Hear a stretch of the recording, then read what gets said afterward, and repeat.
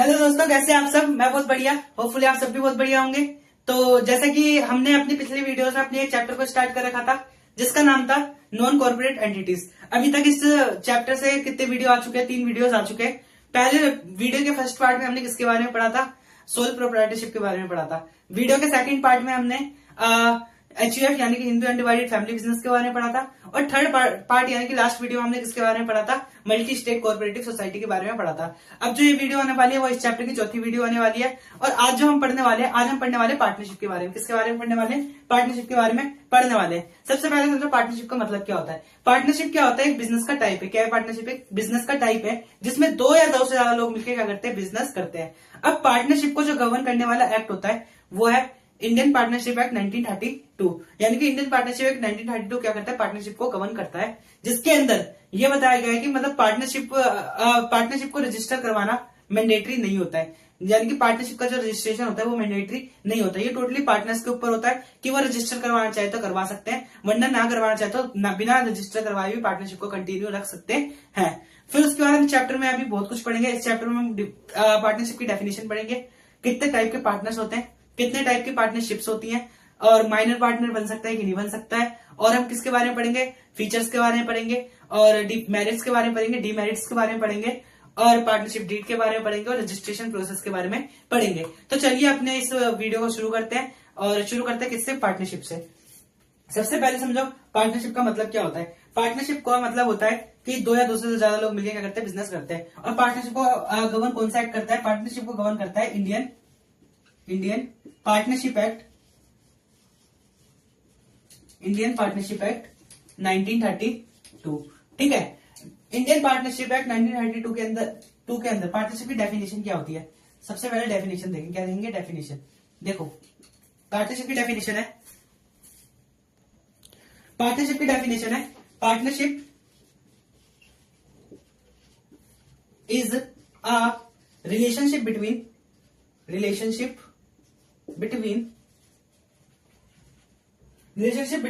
person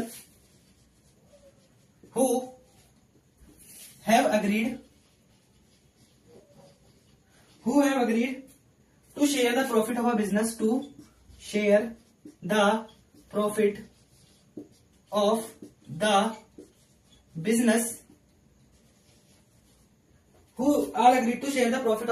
carried on by all any of acting for all any of them ठीक है। Acting for all any of them. ठीक है। तो Indian partnership act के हिसाब से पार्टनरशिप की डेफिनेशन क्या है? Partnership is a relationship between person who have agreed to share the profit of a business carried on by all acting of all any of them. यानी कि partnership का मतलब क्या होता है? पार्टनरशिप का मतलब क्या होता है कि पार्टनरशिप एक रिलेशनशिप है किसके बीच में? पर्सन के बीच में, जो कि एग्री करते हैं प्रॉफिट को शेयर करने में। जिस भी बिजनेस में पार्टनर्स क्या करते हैं? प्रॉफिट शेयर करते हैं किसमें? बिजनेस में। और पार्टनर्स के बीच में क्या होती है? म्यूचुअल एजेंसी होती है। यानी कि क्या करते हैं कि एक पार्टनर के एक्ट के लिए दूसरा पार्टनर भी लाइबल होता है। अगर एक पार्टनर कुछ गलत कर रहा है तो अगला पार्टनर भी उसको बेयर करने के लिए लाइबल होगा। ठीक है। अगर पार्टनर प्रॉफिट कमा रहा है तो अगला बंदा भी प्रॉफिट कमाएगा, यानी कि प्रॉफिट को इक्वल शेयर करेंगे। और प्रॉफिट के साथ साथ पार्टनर्स लॉस को भी शेयर करते हैं। ठीक है। तो ये क्या था हमारा इंडियन पार्टनरशिप एक्ट 1932 के हिसाब से पार्टनरशिप की डेफिनेशन। इसके बाद हमने क्या पढ़ा कि पार्टनर्स कितने होते हैं, यानी कि एक पार्टनरशिप में मिनिमम और मैक्सिमम कितने पार्टनर्स होते हैं। ठीक है। तो एक पार्टनरशिप में मिनिमम 2 पार्टनर और मैक्सिमम 50 पार्टनर्स होते हैं। ठीक है। अब जो 50 पार्टनर्स की लिमिट है, 50 इंडियन पार्टनरशिप एक्ट के अंदर कहीं भी ये नहीं बताया गया कि पार्टनरशिप में 50 मेंबर हो सकते हैं। लेकिन कंपनीज एक्ट के सेक्शन नंबर 464 के अंदर ये बताया गया कि पार्टनरशिप के अंदर पार्टनरशिप के अंदर मैक्सिमम 50 पर्सन यानी 50 पार्टनर्स ही हो सकते हैं। तो ये क्या था? हमारा पार्टनरशिप था। अब फिर उसका हमने क्या पढ़ा? जो पार्टनर्स होते हैं, पार्टनर्स के बीच में क्या होती है? म्यूचुअल एजेंसी होती है। क्या होती है? म्यूचुअल एजेंसी होती है। ठीक है। म्यूचुअल एजेंसी का मतलब क्या होता है? म्यूचुअल एजेंसी का मतलब होता है कि पार्टनर एक दूसरे के लिए प्रिंसिपल भी होते हैं और एजेंट भी होते हैं। ठीक है, जैसे ए और बी दो पार्टनर है, तो ए बी का प्रिंसिपल भी होगा और एजेंट भी होगा, उसी तरीके से बी ए का प्रिंसिपल भी होगा और एजेंट भी होगा। यानी कि पार्टनरशिप के अंदर इसको क्या बोलते हैं, हम म्यूचुअल एजेंसी बोलते हैं। तो एक बार शुरू से पढ़ लेते हैं, हम क्या पढ़ रहे हैं, हम पढ़ रहे हैं इंडियन पार्टनरशिप एक्ट 1930। हम पार्टनरशिप के बारे में पढ़ रहे हैं, जिसको गवर्न कौन सा एक्ट करता है, इंडियन पार्टनरशिप एक्ट 1932 गवर्न करता है, जिसके अंदर हमने पढ़ा partnership is a relationship between person who have agreed to share the profit of a business carried on by all acting for all any of them. ठीक है, यानी कि पार्टनरशिप क्या है, एक अग्रीमेंट है, वो से रिलेशनशिप है किसके बीच में, पर्सन्स के बीच में, जो एग्री करते हैं किसको, प्रॉफिट को शेयर करने के लिए, और एक दूसरे का किया हुआ, एक पार्टनर के करे का दूसरा पार्टनर भी लायबल होता है। ठीक है, और ये क्या करते हैं, प्रॉफिट भी शेयर करते हैं और लॉस को भी इक्वली शेयर करते हैं। आइए अब हम आगे बढ़ते हैं चैप्टर की ओर और पढ़ते हैं। अब हम पढ़ेंगे फीचर्स ऑफ पार्टनरशिप। क्या फीचर्स ऑफ पार्टनरशिप, यानी कि पार्टनरशिप के क्या क्या फीचर्स हैं। ठीक है, अब हम पढ़ेंगे फीचर्स ऑफ पार्टनरशिप। देखो पहला फीचर क्या है, पहला फीचर है एग्जिस्टेंस ऑफ एग्रीमेंट। क्या एग्जिस्टेंस ऑफ एग्रीमेंट। देखो इसका मतलब क्या होता है, जब भी दो पर्सन के बीच में पार्टनरशिप होती है तो वो क्या करते हैं, सबसे पहले एग्रीमेंट करते हैं। अब एग्रीमेंट ओरल भी हो सकता है और रिटन फॉर्म में भी हो सकता है। लेट्स से मान लो ए और बी को मिलकर अगर बिजनेस करना है तो वो पहले क्या बनाएंगे, एग्रीमेंट बनाएंगे। अगर वो रिटन में बना ले तो बहुत बढ़िया है, वरना एग्रीमेंट जो होता है वो ओरल में भी हो सकता है, बोल के भी बन सकता है। दूसरा क्या है, सेकेंड फीचर है एंगेजमेंट इन बिजनेस। एंगेजमेंट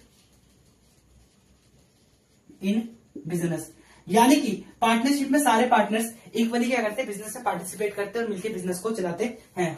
फिर तीसरा फीचर है sharing of profit and loss. Sharing of profit and loss. क्या sharing of profit and loss, मैंने पहले ही बताया कि पार्टनरशिप में पार्टनर्स प्रॉफिट को भी इक्वली डिस्ट्रीब्यूट करते हैं, उसी तरीके से लॉस को भी इक्वली डिस्ट्रीब्यूट करते हैं। इक्वल बोलना गलत होगा, लेकिन प्रॉफिट एंड लॉस को भी क्या करते हैं, डिस्ट्रीब्यूट करते हैं एक दूसरे के साथ। फिर उसके बाद हमारा अगला फीचर है एजेंसी रिलेशनशिप। क्या एजेंसी रिलेशनशिप, यानी कि एक पार्टनर के, मैंने अभी पहले ही बताया कि पार्टनर्स के बीच में क्या होती है, म्यूचुअल एजेंसी होती है। यानी कि एक पार्टनर दूसरे पार्टनर का प्रिंसिपल और एजेंट दोनों होता है, उसी तरीके से दूसरा पार्टनर भी एक पार्टनर का प्रिंसिपल एंड एजेंट दोनों होता है। पार्टनर्स के बीच में कैसे रिलेशन होता है, म्यूचुअल एजेंसी रिलेशन, यानी कि एजेंसी रिलेशनशिप होती है। एक पार्टनर के किए हुए का दूसरा पार्टनर भी लायबल होता है।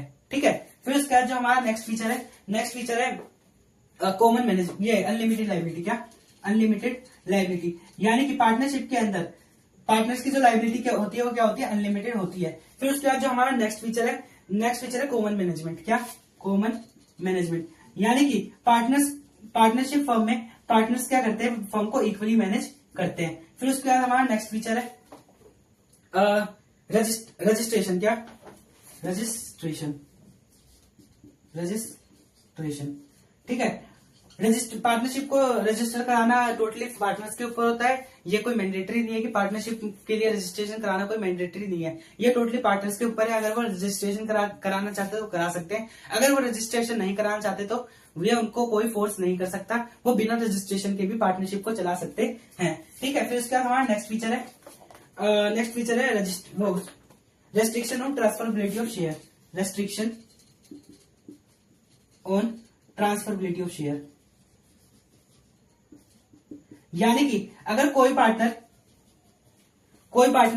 अपने शेयर को ट्रांसफर करना चाहता है, पार्टनरशिप में कंटिन्यू नहीं करना चाहता और वो अपने शेयर को ट्रांसफर करना चाहता है, तो उसके ऊपर क्या है, रिस्ट्रिक्शन है। उसको कुछ शर्तों का पालन करना होगा, जिसके अगर वो उस शर्तों का पालन कर देते हैं तो वो क्या होंगे, फर्म में पार्टनर अपने शेयर को ट्रांसफर कर सकेंगे। रेस्ट्रिक्शन का मतलब होता है कि कुछ शर्तों को पूरा करके आप उस चीज को कर सकते हैं। ठीक है, प्रोहिबिशन नहीं है, रेस्ट्रिक्शन है। यानी कि लेट्स से मान लो कि पार्टनर्स ने अपने पार्टनरशिप डीड में लिख रखा है कि अगर कोई पार्टनर अपने शेयर को ट्रांसफर करना चाहता है तो उसको सारे पार्टनर्स की क्या लेनी पड़ेगी, कंसेंट लेनी पड़ेगी। अगर सारे पार्टनर अपने कंसेंट दे देते हैं तो वो अपने शेयर को ट्रांसफर कर सकता है, और अगर सारे पार्टनर्स कंसेंट नहीं देंगे तो वो अपने शेयर को ट्रांसफर नहीं कर पाएगा। तो ये क्या था हमारा रेस्ट्रिक्शन और ट्रांसफरेबिलिटी ऑफ शेयर। ठीक है, तो ये क्या था हमारा features of partnership. Features of partnership एक बार फिर से रिकॉल कर लेते हैं। पहले मैंने पढ़ा existence of agreement, engagement in business, sharing of P&L, agency relationship होता है, अनलिमिटेड लायबिलिटी होती है पार्टनर्स की, कॉमन मैनेजमेंट होता है, रजिस्ट्रेशन कराना मैंडेटरी नहीं है। और क्या, restriction on transferability of share. ठीक है, ये क्या था हमारा फीचर्स ऑफ पार्टनरशिप। अब जो इसके बाद हम पढ़ेंगे, अब हम पढ़ेंगे 2 मिनट, अब हम पढ़ेंगे इसेंशियल्स ऑफ पार्टनरशिप। क्या, इसेंशियल्स ऑफ पार्टनरशिप, यानी कि पार्टनरशिप करने के लिए क्या क्या चीजें जरूरी है। सबसे पहला है 2 और मोर पर्सन, 2 या 2 से ज्यादा लोग चाहिए। सेकंड, एग्रीमेंट होना चाहिए। क्या होना चाहिए, एग्रीमेंट होना चाहिए। ठीक है। थर्ड, शेयरिंग ऑफ प्रॉफिट होना चाहिए, शेयरिंग ऑफ प्रॉफिट होना चाहिए। फोर्थ, एजेंसी रिलेशनशिप होना चाहिए। क्या होना चाहिए, एजेंसी रिलेशनशिप होना चाहिए। और क्या होना चाहिए,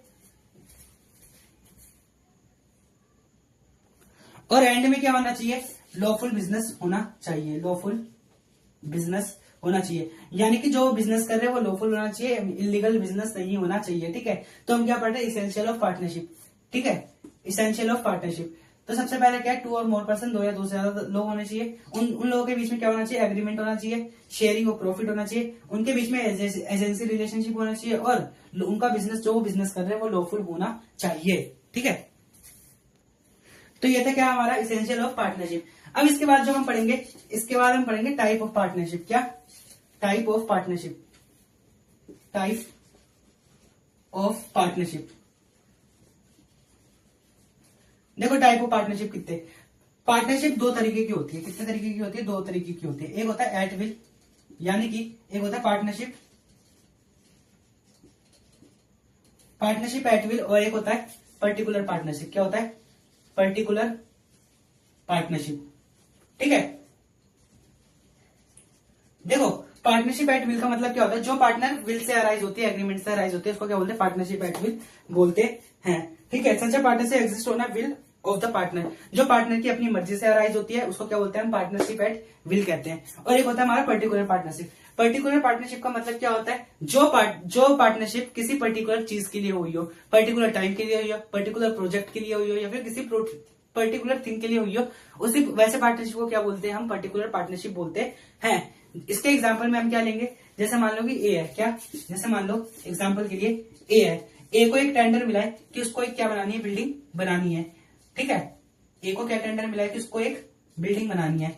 लेकिन अब ए क्या है कि ए अकेला इस बिल्डिंग को नहीं बना सकता, या फिर इस बिल्डिंग की मैनेजमेंट को नहीं संभाल सकता।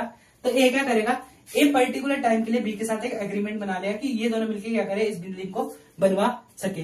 तो ए ने इसके साथ क्या बोला, एक एग्रीमेंट बनाया कि हम एक पर्टिकुलर पार्टनरशिप बनते हैं कि जब तक ये बिल्डिंग नहीं बन जाती, क्या, जब तक ये बिल्डिंग नहीं बन जाती हम क्या रहेंगे, पार्टनर रहेंगे। तो इसी टाइप के पार्टनर को क्या बोलते हैं हम, पर्टिकुलर पार्टनरशिप बोलते हैं, जो किसी पर्टिकुलर चीज के लिए हुई हो, पर्टिकुलर टाइम के लिए बने, या पर्टिकुलर ऑब्जेक्ट के लिए बने, तो उसको क्या बोलते हैं, पर्टिकुलर पार्टनरशिप बोलते हैं। ये कुछ टाइम के बाद खत्म हो जाती है, यानी कि काम पूरा होने के बाद या फिर टाइम पूरा होने के बाद ये पार्टनरशिप खत्म हो जाती है। ठीक है, तो यही क्या था हमारा टाइप ऑफ पार्टनरशिप। सबसे पहले हमने पढ़ा पार्टनरशिप एट विल, जो पार्टनर्स की अपनी मर्जी की वजह से बनी हो, यानी कि पार्टनर्स के इसकी अपनी इसमें पार्टनर्स की मर्जी होती है और एग्रीमेंट के द्वारा बनता है, उसको हम बोलते हैं पार्टनरशिप एट विल। फिर उसके बाद एक होता है हमारा पर्टिकुलर पार्टनरशिप, जो किसी particular things, particular object, particular time के लिए बने, उसको हम क्या बोलते हैं, पर्टिकुलर पार्टनरशिप बोलते हैं। अब जो इसके बाद हम पढ़ेंगे, इसके बाद हम पढ़ेंगे टाइप्स ऑफ पार्टनर। क्या, अभी तक अब हमने पढ़ा टाइप ऑफ पार्टनरशिप, इसके बाद हम पढ़ेंगे टाइप ऑफ पार्टनर्स।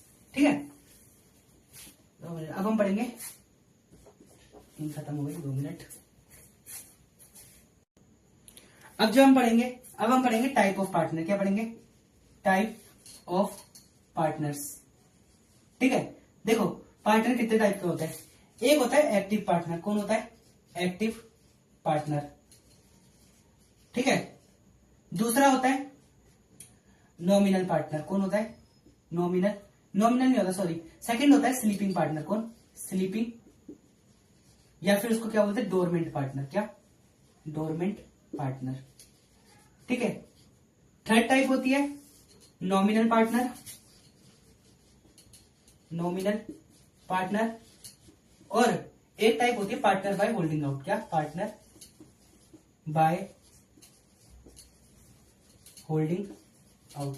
ठीक है, देखो कितने टाइप के पार्टनर्स होता है, 4 टाइप के पार्टनर्स होते हैं। एक होता है एक्टिव पार्टनर। सबसे पहले समझो एक्टिव पार्टनर का मतलब क्या होता है। एक्टिव पार्टनर वो पार्टनर होता है जो बिजनेस में, 2 मिनट, हाँ, एक्टिव पार्टनर वो पार्टनर होता है जो बिजनेस में कैपिटल भी लगाता है, क्या जिस बिजनेस में कैपिटल भी लगाता है और बिजनेस के डेली एक्टिविटी में क्या होता है, इन्वॉल्व हो रहता है, उसको क्या बोलते हैं हम, एक्टिव पार्टनर बोलते हैं। यानी कि एक्टिव पार्टनर वो होता है जो बिजनेस में कैपिटल भी लगाता है, ठीक है, और बिजनेस की एक्टिविटी में भी इन्वॉल्व रहता है और बिजनेस के हर काम के लिए लाइबल होता है। ऐसे पार्टनर को हम क्या बोलते हैं, एक्टिव पार्टनर बोलते हैं, ठीक है।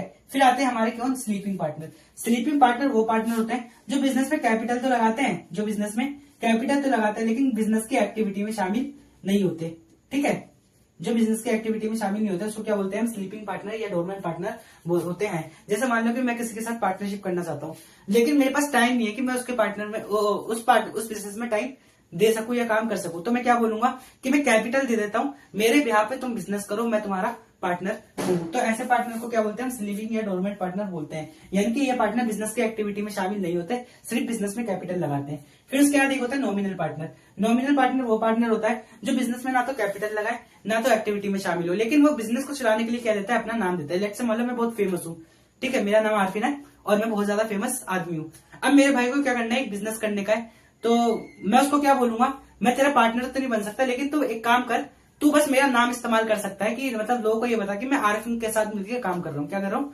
आरफिन के साथ मिलकर काम कर रहा हूँ या आरफिन के साथ करके मैं ये बिजनेस कर रहा हूँ। तो इस ऐसे पार्टनरशिप को क्या बोला जाएगा, नॉमिनल पार्टनरशिप बोला जाएगा, क्योंकि वो अपने पार्टनरशिप को चलाने के लिए किसका इस्तेमाल कर रहा है, मेरे नाम का इस्तेमाल कर रहा है, मेरे को अपना पार्टनर बना के अपना बिजनेस चला रहा है। तो ऐसे पार्टनर को क्या बोलते हैं, नॉमिनल पार्टनर बोलते हैं। फिर आता है partner by holding out. Partner by holding out का मतलब क्या होता है, ये जो पर्सन होते हैं ये पर्टिकुलर ये पार्टनर्स होते नहीं है फर्म में, और ये फर्म में पार्टनर नहीं होते लेकिन एक्ट किसकी तरह करते हैं, पार्टनर की तरह करते हैं। और उसी तरीके से जो फर्म में जो पार्टनर्स होते हैं वो डिनाई भी नहीं करते किसी को कि ये हमारा पार्टनर नहीं है। ऐसे पार्टनर को क्या बोला जाता है, पार्टनर बाय होल्डिंग आउट बोला जाता है, ठीक है। तो हमने कितने टाइप की पार्टनरशिप पढ़ी, 4 तरह की पार्टनरशिप। पहला एक्टिव पार्टनर्स, फिर sleeping partner, nominal partner and partner by holding out. तो ये क्या था, हमारा टाइप ऑफ पार्टनरशिप था, पार्टनर्स था। अब जो इसके बाद हम पढ़ेंगे, इसके बाद एक सबसे बड़ा कॉन्ट्रोवर्शियल सवाल है, बहुत अच्छा था, जिसको माइनर एज अ पार्टनर का, क्या माइनर एज अ पार्टनर का, 2 मिनट। अब क्या है, minor as a partner, minor as a partner, ठीक है। देखो क्या एक माइनर हमारे फर्म में पार्टनर बन सकता है या नहीं बन सकता। देखो सबसे पहले माइनर की डेफिनेशन समझो। एक माइनर किसको कहा जाता है, जो भी पर्सन 18 साल से नीचे का है, क्या जो भी पर्सन 18 साल से नीचे का है वो माइनर होता है, ठीक है। और जो पर्सन 18 साल से नीचे का होता है वो माइनर बोला जाता है। और इंडियन कॉन्ट्रैक्ट एक्ट के अकॉर्डिंग माइनर के साथ बनाया गया हुआ कोई भी एग्रीमेंट, क्या माइनर के साथ बनाया गया हुआ कोई भी एग्रीमेंट क्या होता है, वॉइड एग्रीमेंट होता है। तो इसी हिसाब से जो इंडियन पार्टनरशिप एक्ट में हम माइनर को पार्टनर नहीं बना सकते, क्या माइनर को पार्टनर नहीं बना सकते, ठीक है। तो माइनर जनरल रूल क्या कहता है, जनरल रूल हमारा ये कहता है कि माइनर के साथ बनाया हुआ रूल, माइनर के साथ बनाया हुआ एग्रीमेंट क्या होता है, वॉइड एग्रीमेंट होता है, क्या होता है, वॉइड होता है, ठीक है। तो इसीलिए हम माइनर के साथ पार्टनरशिप नहीं कर सकते, माइनर के साथ पार्टनरशिप नहीं कर सकते, ठीक है। ये क्या कहता है, ये कहता है जनरल रूल। कौन सा रूल कहता है, जनरल रूल कहता है, ठीक है। जनरल रूल क्या कहता है कि माइनर वो होता है जो 18 साल से नीचे के लोग होते हैं, इनके साथ बनाया गया कोई भी एग्रीमेंट क्या होता है, वॉइड एग्रीमेंट होता है। और पार्टनरशिप तो अराइज ही किससे होती है, एग्रीमेंट से होती है। तो माइनर के साथ तो हम एग्रीमेंट बना ही नहीं सकते, क्योंकि माइनर के साथ बनाया हुआ एग्रीमेंट क्या होगा, वॉइड एग्रीमेंट होगा। तो जनरल रूल क्या कहता है कि हम माइनर को पार्टनर नहीं बना सकते, लेकिन इसकी क्या है, एक्सेप्शन है, क्या है, एक्सेप्शन है, क्या है, एक्सेप्शन, ठीक है। अब एक्सेप्शन क्या कहता है, एक्सेप्शन कहता है minor can be a partner, minor can be a partner, ठीक है। हम एक अपने फर्म में माइनर को पार्टनर बना सकते हैं, लेकिन कैसे, इसकी भी कुछ शर्तें हैं। अगर हम अपने फर्म में माइनर को पार्टनर बना रहे, क्या बना रहे, माइनर को पार्टनर बना रहे, तो वो सिर्फ हम उसके साथ सिर्फ प्रॉफिट शेयर कर सकते हैं, क्या कर सकते हैं, प्रॉफिट शेयर कर सकते हैं। माइनर लॉस के लिए लाइबल, माइनर लॉस के लिए लाइबल नहीं होगा, ठीक है। यानी कि हम माइनर के साथ लॉस शेयर नहीं करेंगे, ठीक है। देखो शुरू से पढ़ते मैं क्या बता रहा हूँ, हम पढ़ रहे हैं minor as a partner. Minor as a partner में क्या होता है कि इंडियन कॉन्ट्रैक्ट एक्ट के हिसाब से माइनर के साथ बनाया गया हुआ कोई भी एग्रीमेंट क्या होता है, वॉइड एग्रीमेंट होता है। इसी हिसाब से हम माइनर पार्टनर नहीं बन सकता। लेकिन एक्सेप्शन क्या कहती है, एक्सेप्शन ये कहती है कि माइनर पार्टनर बन सकता है, minor can be a partner, लेकिन हम उसके साथ सिर्फ क्या शेयर करेंगे, प्रॉफिट शेयर करेंगे, लॉस शेयर नहीं कर सकते। ठीक है, जब माइनर 18, अब इसके बाद ये तो हो गया कि माइनर पार्टनर बन सकता है। ठीक है, अब एक बड़ा सवाल उठता है कि माइनर जब 18 साल का हो जाएगा, यानी कि एज ऑफ मेजोरिटी को क्या कर लेगा, अटेन कर लेगा, यानी कि 18 साल का हो जाएगा, तो 18 साल के बाद क्या माइनर फर्म में पार्टनर बना रहेगा, या फिर वो फर्म को, या फिर पार्टनर नहीं बना रहेगा। ठीक है, ये जब माइनर 18 साल का हो जाता है तो ये टोटली चॉइस माइनर के ऊपर आ जाती है कि वो फर्म में पार्टनर बनना चाहे तो बन सकता है, बना रह सकता है, ना बनना चाहे तो नहीं, डिसकंटिन्यू भी कर सकता है। ठीक है, अगर माइनर कंटिन्यू करता है फर्म में, अगर माइनर 18 साल के बाद कंटिन्यू करता है फर्म में, तो माइनर की जो लाइबिलिटी होगी वो अनलिमिटेड हो जाएगी। ठीक है, लाइबिलिटी क्या हो जाएगी, अनलिमिटेड हो जाएगी, और वो लॉस के लिए भी हिस्सेदार रहेगा, लॉस के लिए भी हिस्सेदार रहेगा। ठीक है, और अगर माइनर डिसकंटिन्यू करना चाहे जब मेजर बनने के बाद, तो वो क्या कर सकता है, डिसकंटिन्यू भी कर सकता है, किसको, अपने प्रॉफिट शेयरिंग को। ठीक है, तो ये क्या था, हमारा माइनर जैसा पार्टनर था। एक बार मैं फिर से रिकॉल कर देता हूँ, 18 साल से नीचे के बंदे को क्या कहते हैं, पर्सन को कहते हैं माइनर कहते हैं। माइनर के साथ बनाया गया वो एग्रीमेंट क्या होता है, वॉइड एग्रीमेंट होता है। जनरल रूल के हिसाब से माइनर के साथ पार्टनरशिप नहीं कर सकते हैं, लेकिन एक्सेप्शन क्या कहते हैं, माइनर के साथ पार्टनरशिप कर सकते हैं। बस वो प्रॉफिट में हिस्सेदार होगा, वो लॉस के लिए लाइबल नहीं होगा। फिर उसके बाद एक सवाल उठता है कि माइनर जब 18 साल का हो जाएगा, क्या माइनर जब 18 साल का हो जाएगा तो क्या वो पार्टनर बना रहेगा, या फिर उसको पार्टनरशिप डिसकंटिन्यू करनी पड़ेगी। तो जवाब है कि माइनर, ये टोटली माइनर के पास ऑप्शन होता है, जब वो मेजोरिटी एज अटेन कर लेगा, यानी कि 18 साल का हो जाएगा, तो उसके पास ऑप्शन रहेगा कि अगर वो पार्टनरशिप में कंटिन्यू करना चाहता है तो कर सकता है, अगर वो डिसकंटिन्यू करना चाहता है, यानी कंटिन्यू नहीं करना चाहता, तो वो कंटिन्यू नहीं करेगा। ठीक है, अगर वो कंटिन्यू करता है तो उसकी लाइबिलिटी क्या हो जाएगी, अनलिमिटेड हो जाएगी, और वो लॉस के लिए भी क्या रहेगा, लाइबल रहेगा। ठीक है, तो ये कौन सा कॉन्सेप्ट था हमारा, माइनर एज अ पार्टनर। अब इसके बाद जो हम पढ़ने वाले हैं, बेनिफिट्स एंड लिमिटेशंस। क्या, benefits and limitation of partnership. ठीक है, अब हम क्या पढ़ेंगे, बेनिफिट्स ऑफ पार्टनरशिप। क्या, पार्टनरशिप करने का क्या क्या बेनिफिट्स है, बेनिफिट्स ऑफ पार्टनरशिप। ठीक है, देखो पहला बेनिफिट है ईज ऑफ फॉर्मेशन। पार्टनरशिप को करना बहुत ज्यादा इजी है, पार्टनरशिप बनाना बहुत इजी है, ईज ऑफ फॉर्मेशन। ठीक है, जैसा कि हमने एसेंशियल में ही पढ़ा कि 2 या 2 से ज्यादा बंदे होने चाहिए, वो एग्रीमेंट बना ले, एग्रीमेंट ओरल भी हो सकता है और रिटर्न फॉर्म में भी हो सकता है, प्रॉफिट शेयरिंग होनी चाहिए, और म्यूचुअल एजेंसी होनी चाहिए, और उनका जो बिजनेस होना चाहिए वो कैसा होना चाहिए, लॉफुल होना चाहिए, इलीगल बिजनेस नहीं होना चाहिए। फिर इसके बाद हमारा नेक्स्ट बेनिफिट है pooling of financial resource, pooling of financial resource. ठीक है, क्योंकि एक फर्म में बहुत सारे पार्टनर होते हैं, एक या एक से ज्यादा पार्टनर होते हैं, तो उन सबके क्या होते हैं, अलग अलग कॉन्टेक्ट होते हैं। तो पार्टनरशिप में जो अगर फाइनेंस की जरूरत होती है, पैसों की जरूरत होती है, तो वो उसको अरेंज करना इजी होता है, क्योंकि सबके अपने अपने नेटवर्क होते हैं, वो अपने अपने हिसाब से पैसों को अरेंज कर लेते हैं। थर्ड है पूलिंग ऑफ मैनेजीरियल स्किल्स। ठीक है, मैनेजीरियल स्किल्स, यानी कि पार्टनरशिप में क्योंकि एक से ज्यादा बंदे हैं तो सबके अंदर अपना अपना टैलेंट होता है, तो इसलिए मैनेजरियल स्किल भी ज्यादा होती है, किसमें, पार्टनरशिप में होती है। फिर उसके बाद क्या है, बैलेंस बिजनेस डिसीजन। बैलेंस, क्योंकि पार्टनरशिप के अंदर सारे मिलकर बिजनेस के डिसीजन लेते हैं। ठीक है, इसीलिए इसमें जो भी बिजनेस का डिसीजन होता है वो कैसा आता है, बैलेंस डिसीजन आता है। फिर उसके बाद हमारा नेक्स्ट फीचर है, फिफ्थ फीचर है रिस्क, शेयरिंग ऑफ रिस्क। क्या, शेयरिंग ऑफ रिस्क, क्योंकि पार्टनरशिप में सारे पार्टनर्स प्रॉफिट एंड लॉस को इक्वली शेयर करते हैं, तो इसमें क्या होता है, रिस्क भी शेयर हो जाता है पार्टनर्स में।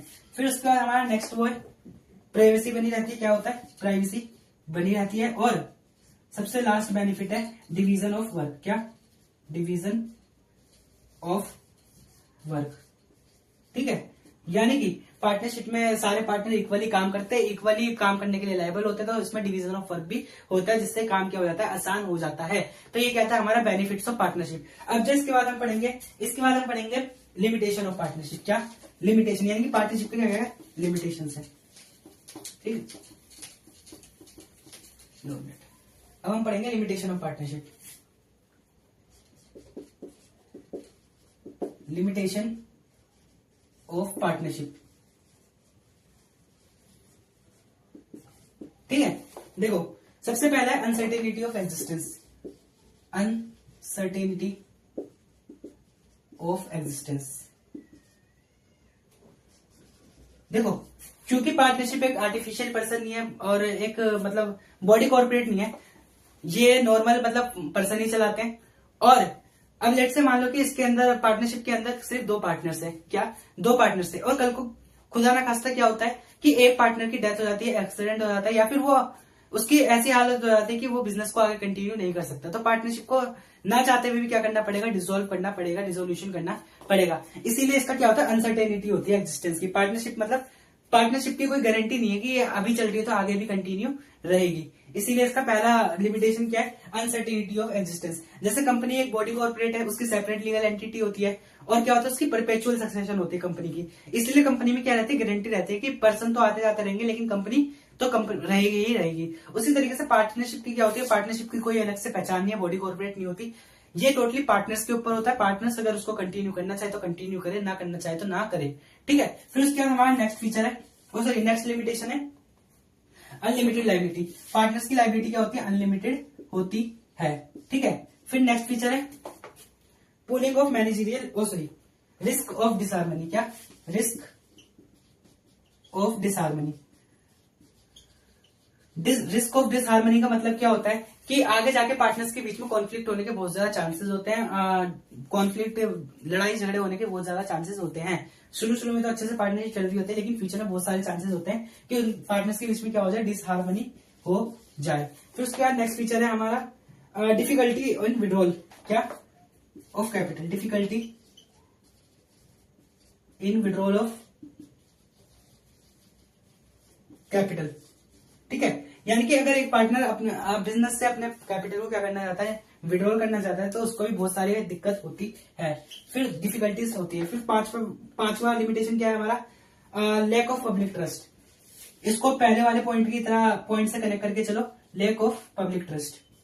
पब्लिक ट्रस्ट क्योंकि पार्टनरशिप एक अनसर्टेन है, अनसर्टेनिटी ऑफ एग्जिस्टेंस है पार्टनरशिप की। इससे लोगों को क्या होता है, ट्रस्ट करने में ज्यादा दिक्कत होती है पार्टनरशिप पे। लोगों को ज्यादा ट्रस्ट नहीं होता पार्टनरशिप पे, क्योंकि उनको लगता है कि अगर आज पार्टनरशिप है तो आगे जाके ये हो भी सकती है, नहीं भी हो सकती है। इसीलिए क्या, लैक ऑफ पब्लिक ट्रस्ट की लिमिटेशन है।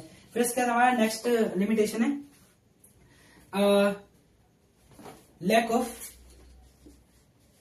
क्या है, लैक ऑफ कंट्रोल। क्या, लैक ऑफ कंट्रोल। कभी कभी पार्टनरशिप को कंट्रोल करना मुश्किल हो जाता है, क्योंकि इसमें सारे पार्टनर्स इक्वली डिसीजन लेते हैं, तो कई बार उनके डिसीजन क्या होते हैं, कॉन्फ्लिक्ट होते हैं। इसलिए पार्टनरशिप को कंट्रोल करना क्या हो जाता है, दिक्कत हो जाता है।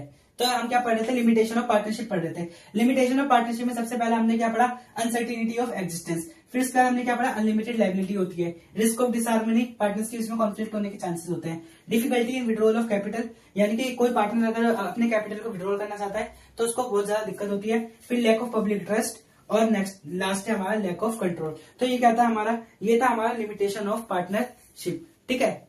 तो अब इसके बाद जो हम पढ़ेंगे, अब जो हम करने वाले हैं, अब हम करेंगे पार्टनरशिप डीड। क्या, पार्टनरशिप डीड। देखो पार्टनरशिप डीड क्या होता है, पार्टनरशिप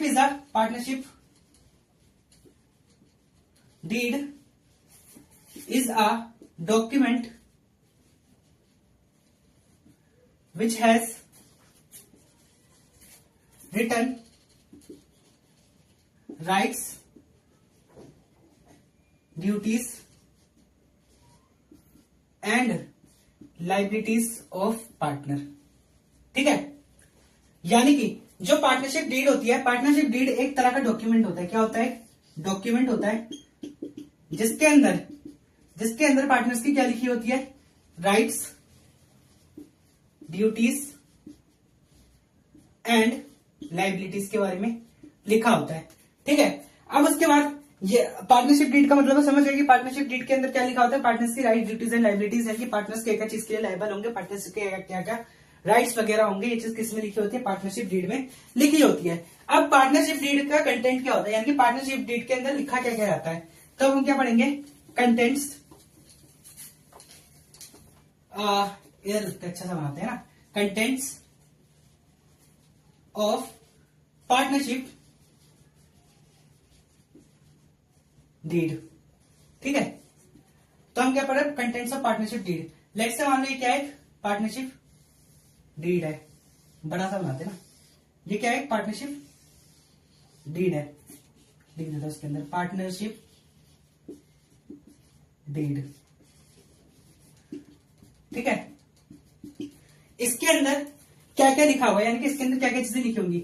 सबसे पहला इसके अंदर क्या लिखा होगा, नेम ऑफ फर्म, फर्म का नाम, यानी कि हमारी जो फर्म है, पार्टनरशिप फर्म है, उसके क्या क्या, उसका क्या नाम है।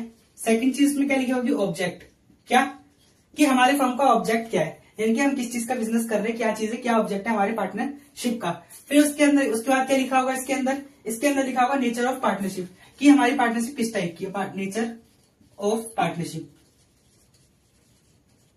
ठीक है, और क्या लिखा होगा इसके अंदर, इसके अंदर और लिखा होगा प्रॉफिट शेयरिंग रेशो, क्या प्रॉफिट शेयरिंग रेशो। ठीक है, और क्या लिखा हुआ इसके अंदर, प्रॉफिट शेयरिंग रेशो और आर्बिट्रल क्लोज, क्या आर्बिट्रल क्लोज।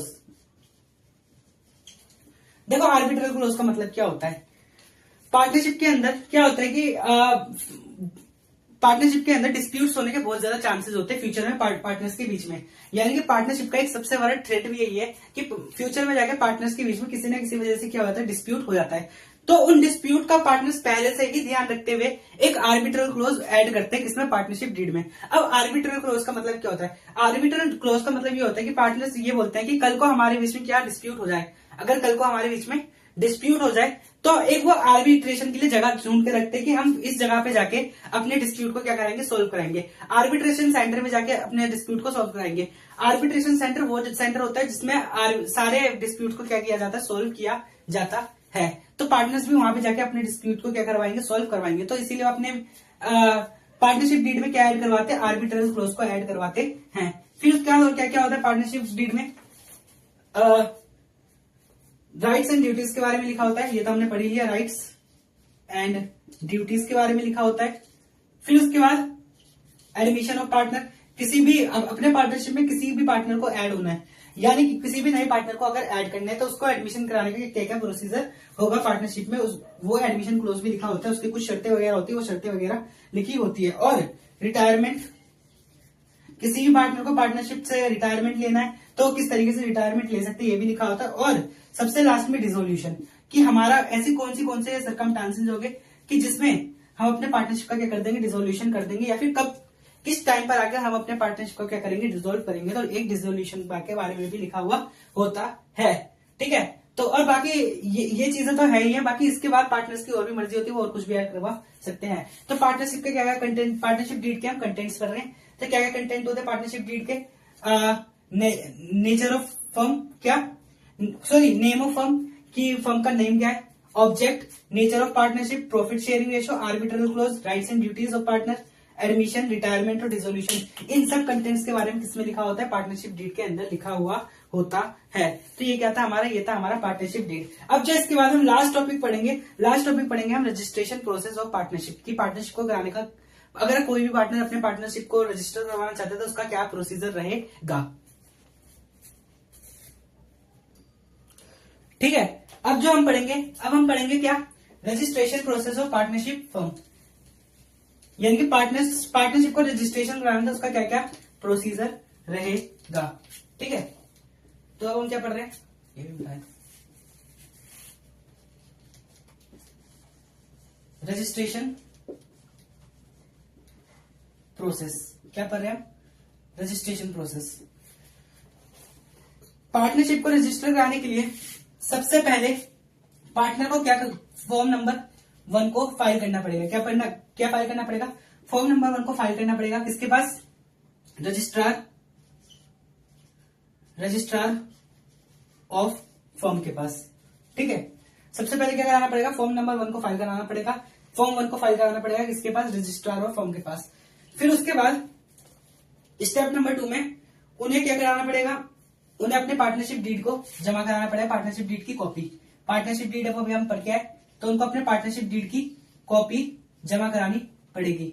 फिर उसके बाद उन्हें क्या कराना पड़ेगा, उसके बाद उन्हें पार्टनरशिप डीड की कॉपी के साथ एक एफिडेविट जमा कराना पड़ेगा। क्या एफिडेविट यानी कि शपथ पत्र, एफिडेविट जमा कराना पड़ेगा।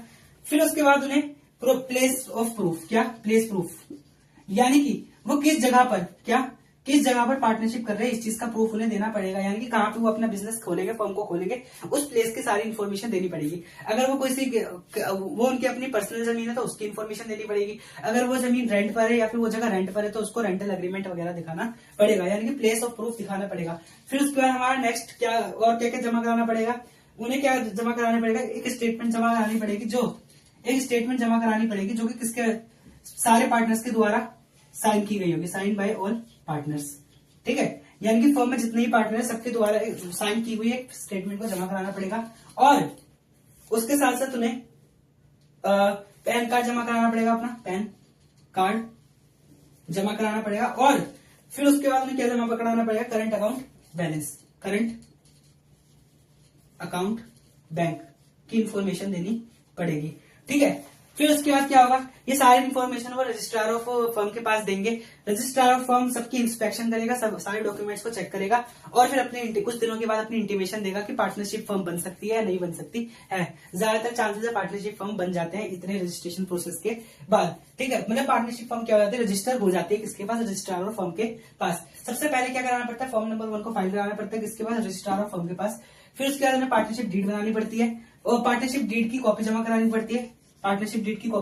पड़ती है, फिर उसके बाद एक एफिडेविट जमा कराना पड़ेगा, प्लेस ऑफ प्रूफ जहां पे पार्टनर बिजनेस कर रहे हैं उस जगह का प्रूफ, स्टेटमेंट जमा करानी पड़ेगी जो कि साइन किया गया होगा सारे पार्टनर्स के द्वारा, पैन कार्ड जमा कराना पड़ेगा और current bank account balance current account bank की वो क्या बोलते हैं इन्फॉर्मेशन जमा करानी पड़ेगी किसके पास, रजिस्ट्रार ऑफ फर्म के पास। उसके बाद रजिस्ट्रार ऑफ फर्म सारे डॉक्यूमेंट्स को देखेगा और फर्म को क्या कर देगा, रजिस्टर कर देगा। तो ये क्या था हमारा, ये था हमारा पार्टनरशिप के बारे में। तो आज की वीडियो के लिए इतना ही लिखते हैं, तो मिलते हैं आपसे अगली वीडियो में, तब तक के लिए बाय बाय।